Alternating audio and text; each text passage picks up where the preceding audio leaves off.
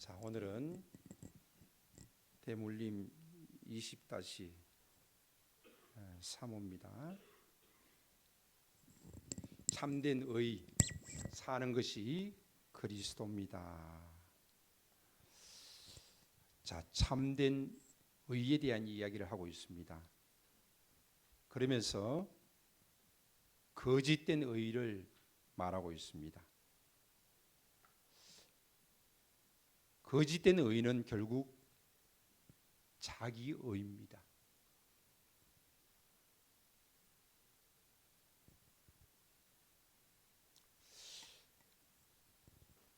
이 자기 의는 공동체가 하나 되지 못하게 합니다. 분열의 뿌리라고 할 수 있습니다. 자기가 옳다라는 겁니다. 나의 기준과 판단이 언제나 정답이라고 믿는 치명적인 착각이다. 자기는 옳다라는 것입니다. 이것은 교만입니다.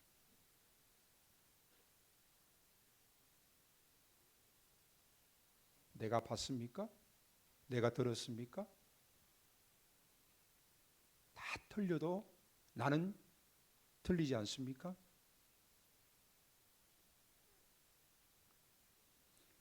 자기 의는 결국 다툼과 허영을 낳으며 공동체의 하나됨을 파괴합니다. 자신의 옳음을 내려놓지 않는다라면 교회는 하나 될 수 없고 우리 역시 하나님과의 관계 속에서 또 사람들과의 관계 속에서 바르게 살아갈 수가 없습니다. 24년도 MBC 드라마입니다. 10부작입니다. 제가 이 10부작을 다 봤는데 넷플릭스에 올라가면 있습니다. 꼭 한번 보시기를 제가 추천합니다. 드라마가 재미도 있지만은 아주 교훈이 강합니다. 오늘 자기의와 관련된 이 교훈을 제가 이 드라마를 통해서 잠깐 소개하려고 합니다. 제목은 이토록 친밀한 배신자입니다. 2024년도 MBC 드라마 공모작에서 한아름 작가가 공모했습니다. 그래서 제가 너무 내용이 좋아서 또 다른 거기 있는가 싶어 찾아보았는데 한 편밖에 없었습니다. 이토록 친밀한 배신자. 한석규 씨죠. 주인공입니다. 그 딸입니다.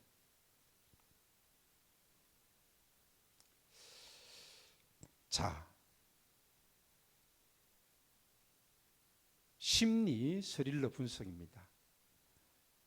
이 한석규 씨는 아빠고 옆에 있는 제가 배우 이름은 모르겠어요. 딸입니다. 아빠와 딸. 오해와 확신이 만든 비극의 심리학이다 이렇게 말할 수 있습니다. 아빠는 프로파일러 경찰입니다. 그는 현장만 보면은 그 어느 누구보다도 잘 집어내고 거짓말을 귀신같이 포착하는 직업적 능력이 있습니다. 그런데 이 딸이 살인사건 용의자로 지목이 되어집니다. 그리고 아빠는 그 어느 누구보다 뛰어난 프로파일러이기 때문에 딸이 용의자 선상에서 살인자냐 살인자가 아니냐 라는 것을 그 누구보다도 먼저 판단하겠지요. 어릴 적에 이 딸의 동생이 있었는데 하준이가 죽음을 맞이하게 되어집니다. 가장 유력한 용의자로 아빠는 아들의 죽음에 대해서 딸을 의심하게 되어집니다. 그리고 또 다른 살인사건이 생기는데 이 살인사건의 범인이 딸이라고 생각을 합니다. 그래서 그 아내가 그 딸을 위해서 온갖 노력을 하다가 결국에는 자살을 하고 맙니다. 보고 싶은 것만 보고 믿고 싶은 것만 믿는 인지적 오류의 시작입니다. 딸은 침묵합니다. 살인사건의 첫 번째 용의자임에도 불구하고 그는 침묵합니다. 어릴 적에 동생에 대한 살인자로 지목된 것에 대해서 그는 마음에 아픔을 가지고 있었던 것입니다. 그리고 아버지는 의심합니다. 그리고 주어지는 모든 상황들은 명백한 증거로 나타나게 되어집니다. 그래서 아버지는 확신합니다. 그리고 딸은 계속해서 깊은 상처 가운데 아빠가 나를 살인자로 본다는 절망 가운데 있게 되어집니다. 소통이 부재지요. 아버지는 딸에게 한 번도 물어보지 않았습니다. 네가 동생을 죽였어? 라고 물어보지 않았습니다. 물어볼 수도 없었겠죠. 그리고 살인사건의 용의자가 됨에도 불구하고 네가 죽였어? 라고도 한 번도 물어보지 않았습니다. 그리고 딸은 역시 한 번도 아빠에게 변명하지 않습니다. 드라마가 남긴 교훈입니다. 가장 가까운 사람을 의심하는 것만큼 고통스러운 지옥은 없다.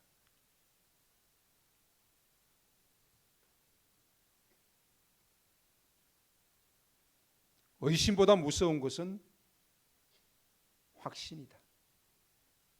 가장 큰 실수는 딸을 의심한 것이 아니라 내 의심이 맞다라고 확신한 것입니다. 그래서 딸이 이렇게 질문합니다. 아빠는 왜 한 번도 나에게 물어보지 않았어? 아빠는 왜 나를 버렸어? 그때에 아빠가 이렇게 말합니다. 나는 너를 버린 것이 아니라 나는 내가 도망갔어. 자신이 의심이 맞다고 확신하는 가운데서 물어볼 수 없었던 것입니다. 그러나 그것은 또 다른 오해였습니다. 믿음은 보여서 믿는 것이 아니라 믿어주는 것입니다.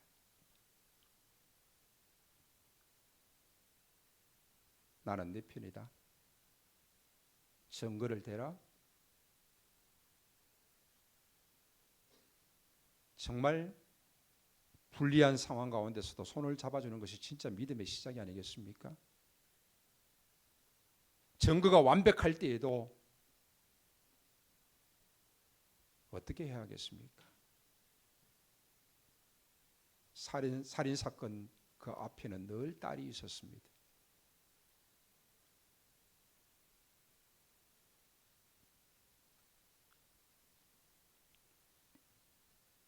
아빠가 딸을 믿어 주었더라면 딸은 홀로 괴물과 사투를 벌이는 일이 없었을 것이다. 오해의 가장 비옥한 토양은 침묵이다. 모든 오해는 침묵으로 시작되어졌습니다. 침묵과 불통. 아빠가 늘 묻는 것은 네가 그랬냐?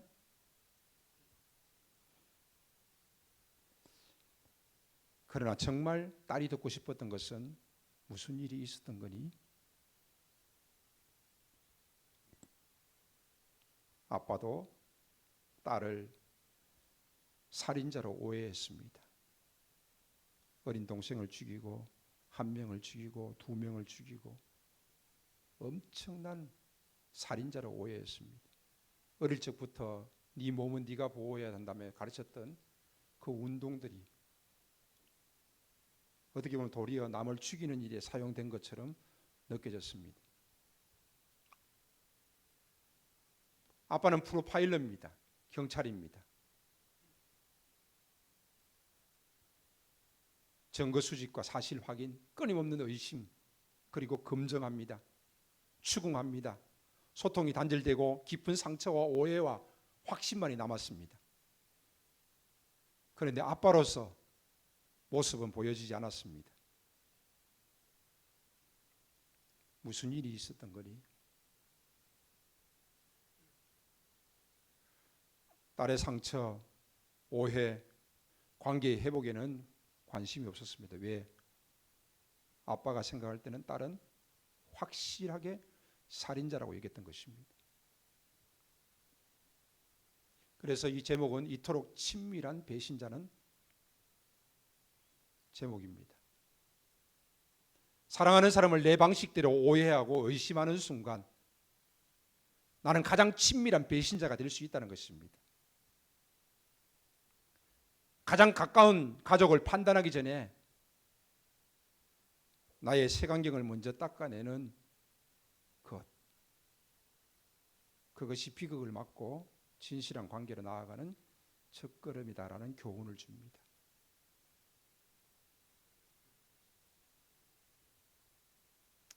자기의라는 것은 무엇입니까? 결국은 자기가 옳다라는 것입니다. 자기가 봤다라는 것입니다. 모든 정황을 검증해 보니까 분명히 내가 생각하는 것이 맞다라는 것입니다.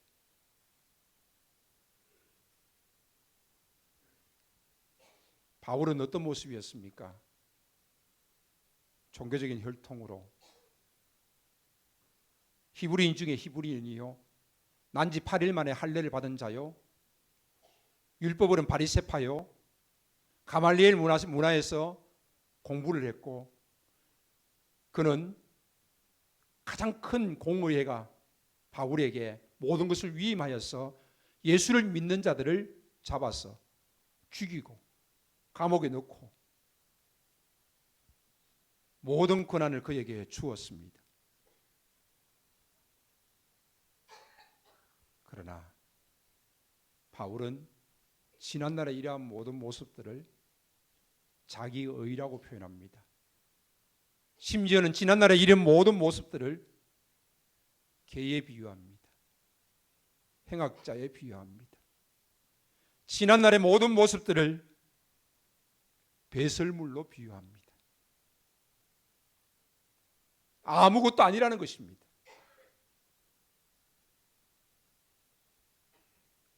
모태신앙입니까? 도덕적으로 율법적으로 계명을 다 지켰습니까? 종교적으로 열심히 하면서 헌신하고 있습니까?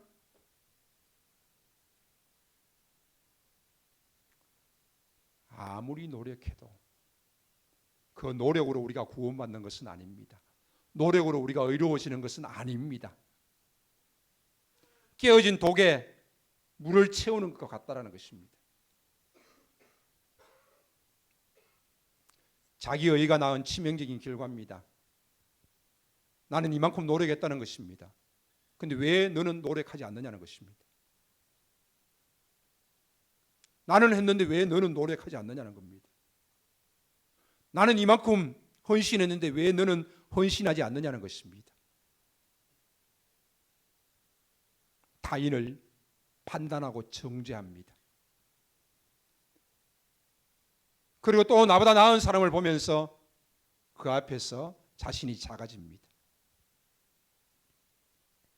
자기의는 결국 사람들과의 관계를 바르게 형성하지 못할 뿐만 아니라 하나님과의 관계 역시 바르게 형성하지 못합니다. 철저히 인간 중심이고 자기 중심입니다. 그러나 성경은 분명히 말씀하고 있습니다. 인간의 구원이 자기에게서 나는 것이 아니라는 것입니다.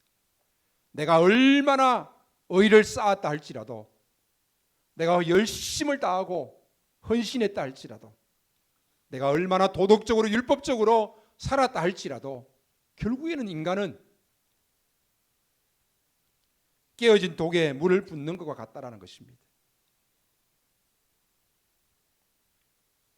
하나님 앞에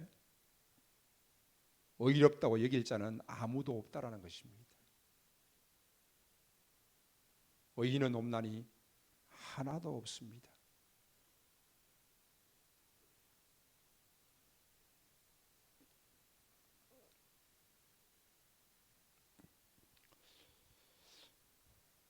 바울의 모습, 히브리인 중에 히브리인, 바리새인, 율법으로는 흠이 없는 자, 혈통의 우월감, 종교의 열심, 사회적인 지위, 인간의 성취, 이 모든 것들을 그는 배설물로 여깁니다. 왜 그렇습니까?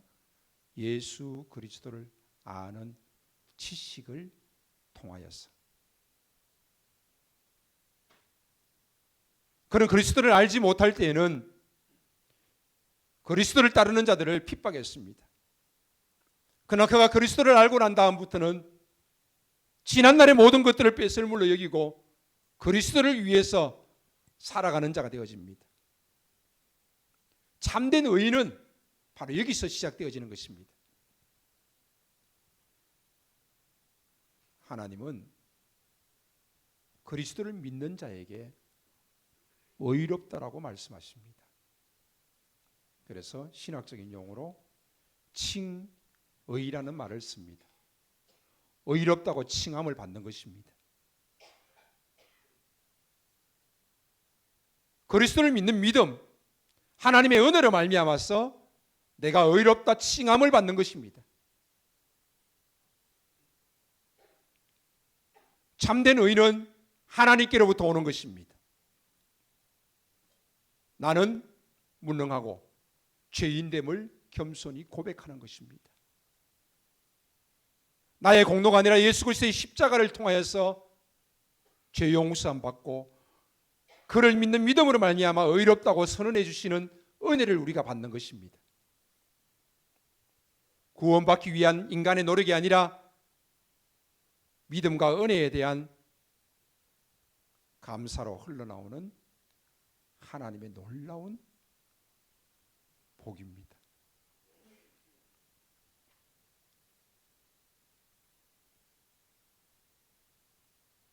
자기 의의는 나의 행위와 노력입니다.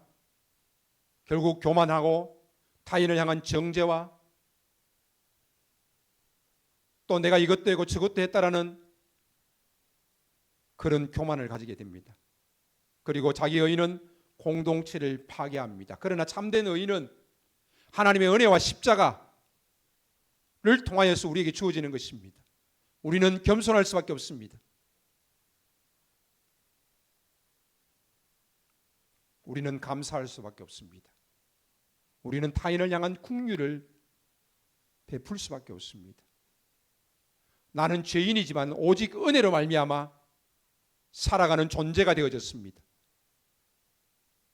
그래서 나는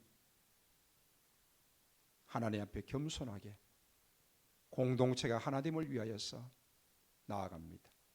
하나님과의 관계가 회복되어지고 또한 많은 사람들과의 관계가 회복되어지는 것입니다. 관계가 곧 신앙입니다. 참된 의인은 하나님과 이웃과의 관계를 온전하게 세워주는 것입니다. 또한 겸손은 다른 사람들의 허물과 죄를 용서하고 이해하고 사랑하는 것입니다.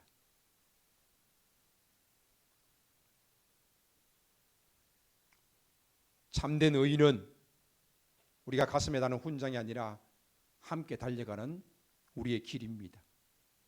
칭의로 시작되어지는 은혜는 반드시 성화라는 마라톤으로 이어집니다. 그리고 영화에 이르기까지 우리는 달려갈 것입니다. 우리가 완벽해서 달려가는 것이 아니라 부르심을 받았기 때문에 달려가는 것입니다. 칭의를 통하여서 시작된 은혜가 성화의 마라톤으로 영화에 이르기까지 우리는 끝까지 달려가는 것입니다. 그런데 이 달려가는 길 가운데 함께 달려가는 이들이 있습니다. 그들을 통하여서 우리는 힘을 낼 수 있습니다. 혼자 달려간다면 얼마나 외롭고 고독하겠습니까? 그러나 함께 달려갑니다.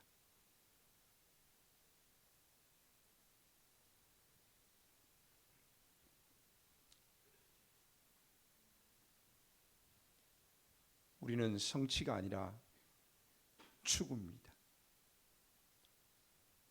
뒤에 있는 것을 잊어버리고 율법적인 자랑이나 자기의 모든 것을 다 배설물로 여기고 현재에는 이미 얻었다 함도 아니요 자신의 부족함을 인정하고 겸손한 자리에서 계속해서 변화되어가는 성화의 모습을 가져야 하는 것입니다. 표대를 향하여 예수 그리스도라는 분명한 영적 방향성을 붙들고 나아가는 것입니다. 우리의 인생이 달려갈 길은 바로 정확한 표대가 있다는 것입니다. 여러분, 공부 열심히 했어? 좋은 대학 가고 좋은 직장 가고 돈 많이 벌고 좋은 사람 만나 결혼하고, 물론 많은 사람들이 부러워할 것입니다. 그러나 그것이 거기에 그리스도가 없다라면 무슨 소용이 있겠습니까? 믿음으로 살지 않는다면 그 인생이 무슨 의미가 있겠습니까? 우리는 표대를 향하여서 정확한 방향을 가지고 추구해 나가는 것입니다. 우리는 성화의 마라톤을 달려갑니다. 그러나 우리는 혼자 달리지 않습니다. 바울이 나를 본받으라고 한 것처럼 옆에서 함께 뛰는 동력자들을 통해서 힘을 얻습니다.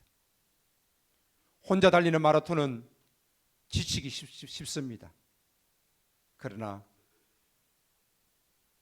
페이스메이커가 나와 함께 달려주는 자가 있기 때문에 우리는 끝까지 달려낼 수 있습니다. 우리는 스스로 구원할 수 없는 자입니다. 그러므로 우리 모두는 은혜를 받고 칭의를 얻고 성화를 통하여서 계속해서 달려가는 자입니다. 그러기에 서로가 서로를 품고 우리의 자녀들과 함께 달려갈 수 있어야 될 줄로 압니다. 빌립보 3장 20절에 우리의 시민권은 하늘에 있다라고 말씀하고 있습니다.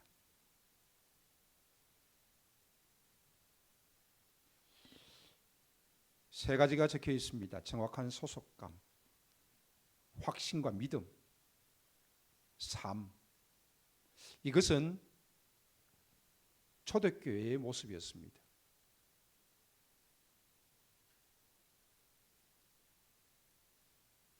나는 정말 시민권이 하늘에 있는 자인가? 나는 정말 십자가의 은혜로 말미암아 믿음을 통하여서 하나님께 칭의를 받고 구원 얻은 자인가? 나는 내 삶을 통하여서 과연 겸손과 감사함으로 그리스도를 지속적으로 추구하는 삶을 살아가고 있는가? 아니면 세상적으로 살아가고 있는가?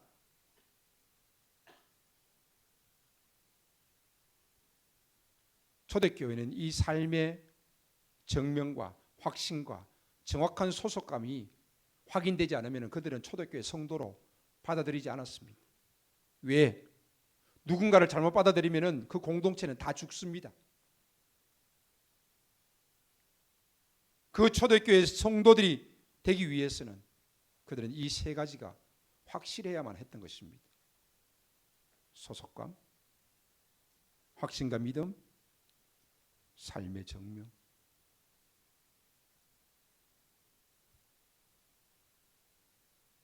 오늘도 우리는 안수 집사님, 권사님을 예배 마치고 난 다음에 또 투표할 것입니다.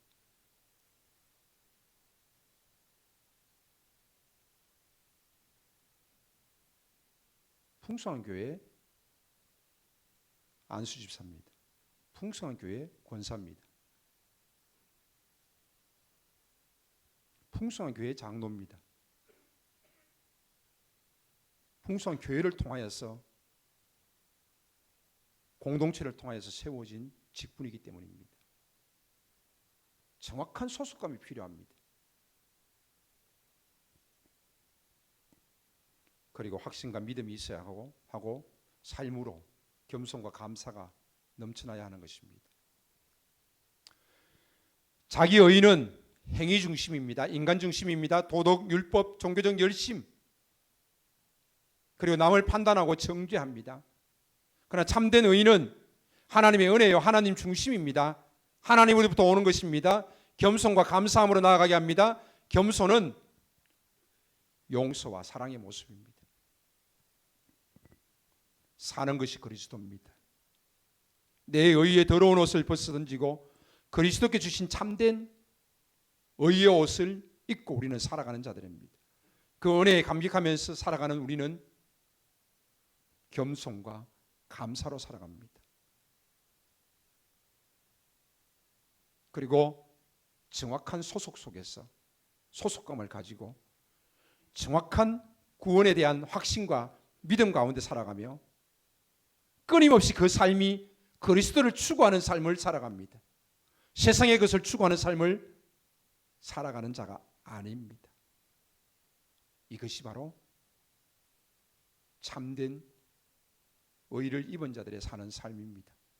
우리는 사는 것이 그리스도입니다. 이 삶을 우리는 살아가야 하는 것입니다. 지난번에 보여드렸던 PPT입니다. 그리고 함께 공동체를 세워나가는 것입니다. 이 공동체에는 모퉁이들 대신 예수께서 함께 하시고 또 성령 안에서 우리가 함께 지어져 가는 것입니다. 그리고 공동체를 통하여서 하나님의 놀라운 일들을 이루어 나가는 것입니다. 기도하겠습니다.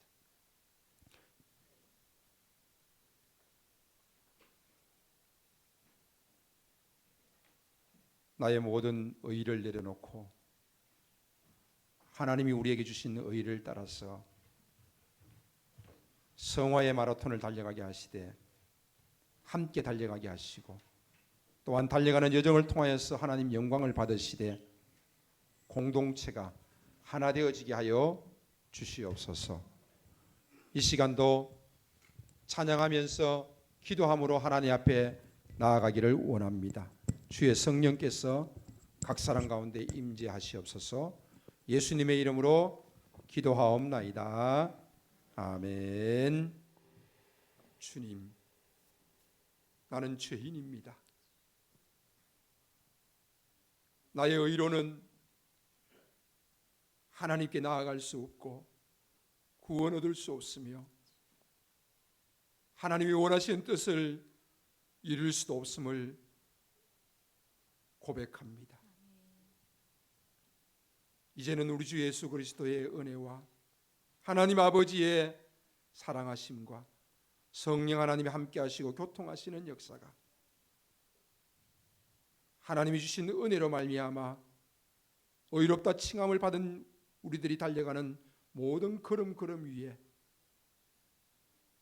또한 함께 달려가는 주의 사랑하는 권속들 가운데 풍성한 교회 위에 D6 모든 사역 위에 이제로부터 영원토록 함께 있을지어다. 아멘.